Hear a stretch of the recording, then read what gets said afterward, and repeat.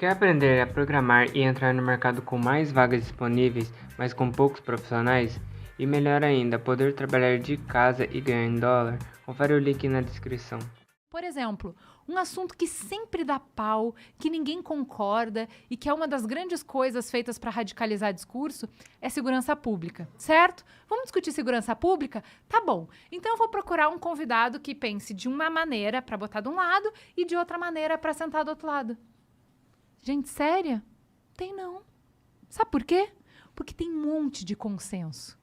Fora do holofote e fora da política, quem trabalha mesmo não vai falar que tem que matar, não vai falar que vai resolver o problema da penitenciária com brutalidade policial. Não tem policial sério que fala isso, entendeu? Sim. Porque o que a galera fala? Cara, quer saber o que diminui violência? A gente tem aqui, ó, em todos esses estados, o que aconteceu foi, coloca policiamento aqui, coloca monitoramento aqui, coloca isso, aquilo. Isso já diminui em X% não sei o quê. Então, assim, tem um monte de coisa, em um monte de área. Óbvio que tem ideologia, claro que mas é uma outra camada. Por quê? Porque da onde a gente veio, a gente já caminhou. O que a gente precisa fazer para chegar? Porque a maior parte de nós concorda em para onde a gente quer ir. Tem muita coisa básica que a gente precisa melhorar. Sim. E a estratégia para chegar lá... Olha, todo mundo já sabe qual é a gente também, devia... né? Assim, a gente realmente dava para falar assim, vamos fazer o que a gente concorda e quando chegar a parte que a gente discorda, a gente volta a conversar? Bom, porque tem coisa pra caramba pra fazer, A gente já fez vários programas que depois o ouvinte falando, vocês não estão levando gente que discorda. Não tinha dois lados nessa conversa, tinha um só. Eles concordaram. Porque a verdade é que quando a gente senta com gente inteligente e bem intencionada, tem vários pontos que nos unem e pouco que são diferentes, entendeu? E eu acho que também que a gente vive num estado que está tão ultrapassado em comparação ao mundo. A gente já viu tantas inovações que já aconteceram lá fora, então a gente já sabe o que os caras fizeram e que deram certo lá, que a gente só podia trazer para cá. O problema do Brasil não é saber o que fazer ou ter pessoas qualificadas que sabem fazer. O problema do Brasil é um problema que a gente foi sequestrado por uma elite política que não tá nem aí pra nós. A gente não consegue tirar esses caras de lá, tá ligado? Então, eu acho que a gente, em toda a área, a gente tem gente boa e gente não boa. Vai ter podcaster que faz isso aqui bem, vai ter que não faz. Eu acho que a política é uma exceção. Tem alguém bom, mas é 1%. O que acontece é que a gente tem uma dificuldade, eu acho que isso tem muito a ver com a nossa cultura aqui no Brasil, de idealizar muito esse mundo político. Que é uma pessoa que vai 100% cumprir aquilo que você deseja, da forma como você deseja e no tempo que você deseja. Só de você achar que a solução tá em uma pessoa, já tá esquisito a estratégia. O que é a política partidária? É negociação. E na negociação, aquele cara que você queria que fizesse muito uma coisa, naquele momento vai fazer outra, porque lá na frente ele já tá vislumbrando outra. Esse jogo, cara, é um jogo super de adulto. Ele é um jogo muito difícil de jogar. Porque é um jogo de frustração. A democracia é pra você todo dia sair frustrado. Porque vai ter um monte de gente que pensa diferente e tem que entrar num consenso. Você nunca vai ser plenamente atendido. Nunca. Eu entendo, mas aqui, tipo, a forma com que a democracia é feita em vários países é diferente, entendeu? Tipo, a forma com que a democracia é feita no país é tão doente que tá em estado terminal, em estado de TI. Eu fico muito preocupado. Imagina a gente tá aqui fortalecendo a democracia. Exatamente. É que tem uma coisa que eu achei interessante no que você fala, que a gente escuta bastante, que é, poxa, já tem o benchmarking, né? A gente já sabe para onde tem que fazer. Olha lá, sei lá, para os Estados Unidos, para a Inglaterra, para a Alemanha. Não precisa ser mas fala assim, país fodas. Cara, mas pera. Isso é uma coisa que a gente vê muito no Mamilos, principalmente nesses 8 anos, na hora que a gente começa a fazer isso, né? A estruturinha básica da introdução do Mamilos é... Tá, então qual é o problema? Qual é o contexto? Da onde a gente saiu? Vamos olhar para os outros países e ver se a gente está bem ou se a gente está mal em comparação com os outros. Nesse caminho, a gente começou a elaborar muito sobre essa pergunta que você fez, que é assim, você vai comparar com quem? Monark, você quer ser comparado com seu primo que passou em 5 concursos, Monark? Você quer ser comparado com seu primo que nasceu lindo, maravilhoso, é modelo de cueca, Monark? Mas a gente tem outros então, países... É assim, mãe, Sabia que eu o Monark sou já eu. foi modelo de cueca? Não, Juliana, quer dizer, olha aí. Mãe, não me compara com meu primo, mãe, né? Porque eu sou eu. Então, acho que assim, não é que o Brasil é um floquinho de neve, mas acho que a gente poderia aprender muito mais. A gente tá olhando para os lugares errados Em países que têm a complexidade do Brasil, no sentido de ser do tamanho do Brasil, você vai comparar com Singapura só se for Porto Alegre, né, amor? Porque o Brasil você não vai. Sim. Comparar com países que têm a grana que a gente tem, as complexidades que a gente tem, e existem. Então tem bons exemplos, entendeu? Mas tem países que têm a mesma complexidade. É que, tipo... Tem, claro que tem. É difícil a gente ter noção de o que é o que na vida que a sem gente fazer tá algumas comparações, entendeu? Cara, a gente Isso. se compara demais com a Europa e a gente é muito parecido com o continente africano. A gente veio de lá. A gente é muito mais jovem que a Europa. Pô, Né? e não é só questão de idade, não. É a composição aqui no Brasil, e eu acho que o Brasil é esse lugar difícil de ser reproduzido, porque ele é um lugar que foi criado em cima da violência. Então, os portugueses chegaram numa terra que já tinha dono e tentaram, até hoje estão tentando, dizimar os donos dessa terra. E a gente ainda chama isso de descobrimento. Descobriu quem, né? Daí, quando já estava bem ruim, que era esse processo de dizimar quem era dono da terra, a gente passou para o processo de trazer pessoas escravizadas de outro continente. Então, é um encontro de duas violências. E aí, esse povo que é criado a partir dessa violência, ele reconhece muito esse pai, que é português, que é holandês, que é alemão. Todo mundo adora falar, minha família é de Portugal, minha família é da Alemanha, meu sobrenome é assim porque é de tal lugar. E eu não reconheço a minha mãe. A minha mãe é a mulher preta, a minha mãe é a mulher indígena, que foi estuprada.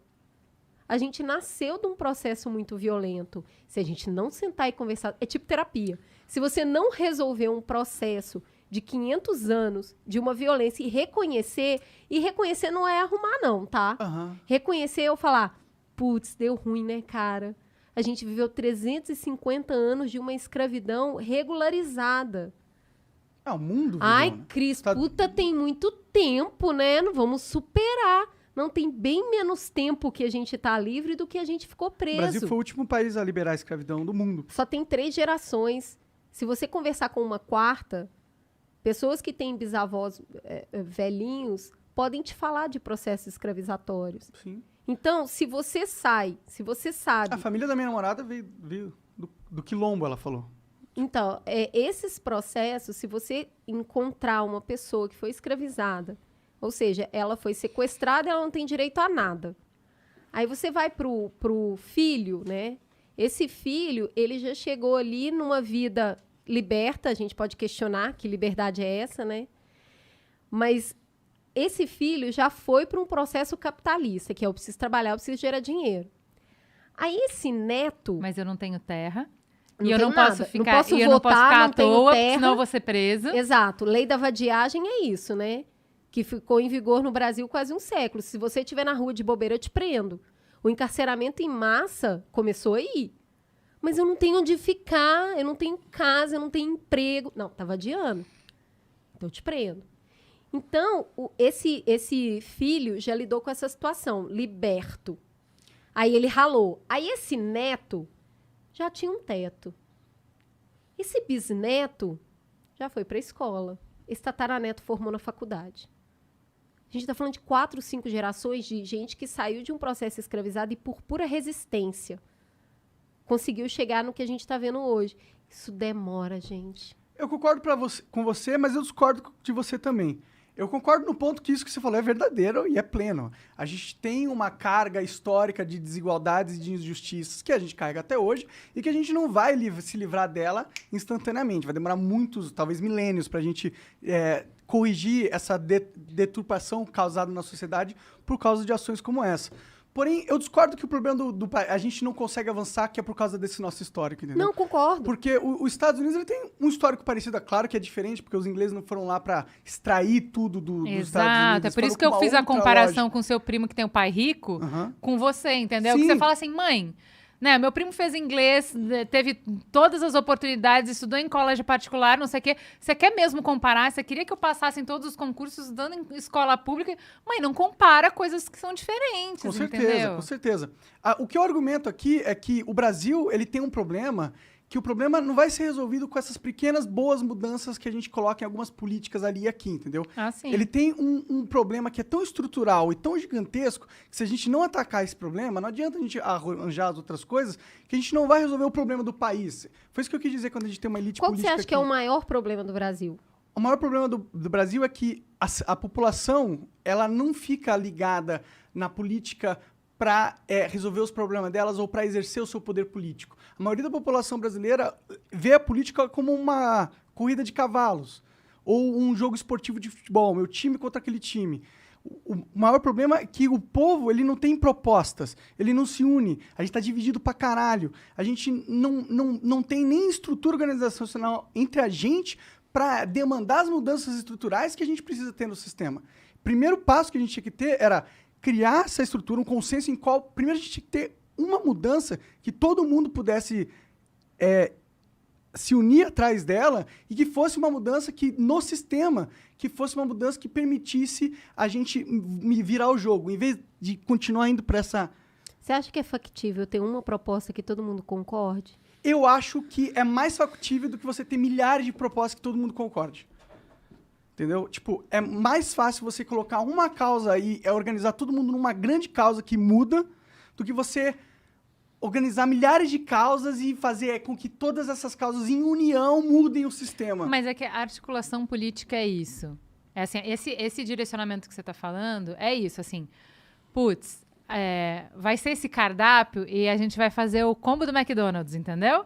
Que assim, eu vou pegar esse sanduíche, essa bebida e essa batata frita e esse foi o combo vencedor.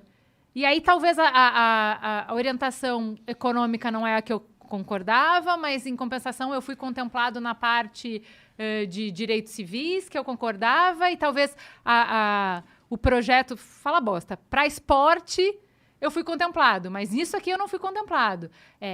Que a gente tenha um projeto que engloba tudo, que todo mundo concorde, isso não vai acontecer. O que eu acho, voltando para o que a gente falou de quanto mais a gente caminha e conversa com pessoas, mais eu acho que ninguém dá conta de tudo, é que a gente tem vários problemas estruturais e que concorrem ao mesmo tempo. Os Estados Unidos têm outros problemas, mas também têm problemas. Cada país tem o seu problema. Fundamentalmente, a gente é um país muito grande, muito pobre, muito desigual e que tem desafios estruturais de infraestrutura, de produtividade, que são muito grandes. Então, assim, a gente tem um desafio de produzir riquezas, a gente tem um desafio de ser competitivo no mercado global, que eu acho que, por exemplo, tem propostas de direita que trazem propostas interessantes de olhar para o Brasil, olhando para quem está liderando no mercado global e ver o que a gente precisava fazer para ser competitivo, como é que a gente se adapta para isso. Pô, tem coisas que são interessantes. A gente não vai conseguir chegar nesse lugar de eficiência, chegar nesse lugar de produtividade, se a gente não der conta de algumas coisas que estão na base, na estrutura. Eu acho que vocês hoje têm uma empresa, né? E é uma empresa que é grande, que está crescendo, que está fazendo sucesso e que não é uma empresa de microfone e que não é uma empresa de câmera, que é uma empresa de criatividade, que depende de gente. Se as pessoas não estiverem felizes, se elas não acreditarem que isso aqui é possível e que vocês estão fazendo alguma coisa de importante no mundo, não tem como ir para frente. Então, a gente não vai ser produtivo e não vai ser legal pra caramba e não vai criar uma riqueza para que a gente possa viver melhor e tirar as pessoas da pobreza e ter uma vida digna se a gente não der conta dos nós que estão amarrando a gente enquanto indivíduos aqui. Lá em Minas, sabe como é que a gente fala? E aí eu acho que a esquerda tem propostas melhores para isso. Não, mas Então, aí, por isso que eu acho que o diálogo é importante. Porque a gente vai ter que pegar um pedaço daqui, construir esse combo McLanche Feliz que dê conta. E não nessa perspectiva, que eu acho que é isso que a Cris quis falar, de que na próxima eleição a gente tem que avançar. O que a gente vê conversando com essas pessoas brilhantes é que a gente não tinha, na geração dos meus pais, ninguém estava na escola, Monark. 5% da população brasileira estava na escola. Quando a gente fala que a educação no Brasil é uma bosta, que as crianças saem da escola sem saber somar, sem saber ler, é o seguinte: o primeiro passo foi a gente botou todo mundo para dentro da escola. Reconheça. Não compara a Alemanha, não compara compara a Dinamarca com o Brasil, porque eles não têm esse desafio. A gente colocou no rincão do Amazonas, todo mundo está na escola nesse país. Agora, a gente tem um novo desafio. Como é que essa escola passa a ser relevante para a vida das crianças e prepara elas para o novo milênio? É um puta desafio gigantesco, mas não é que a gente faz tudo errado, que a gente é muito burro, que a gente é muito incompetente. E que todo mundo é melhor que a gente. Não, a gente fez coisa pra caralho, mas tem muito pra fazer. Então bora fazer,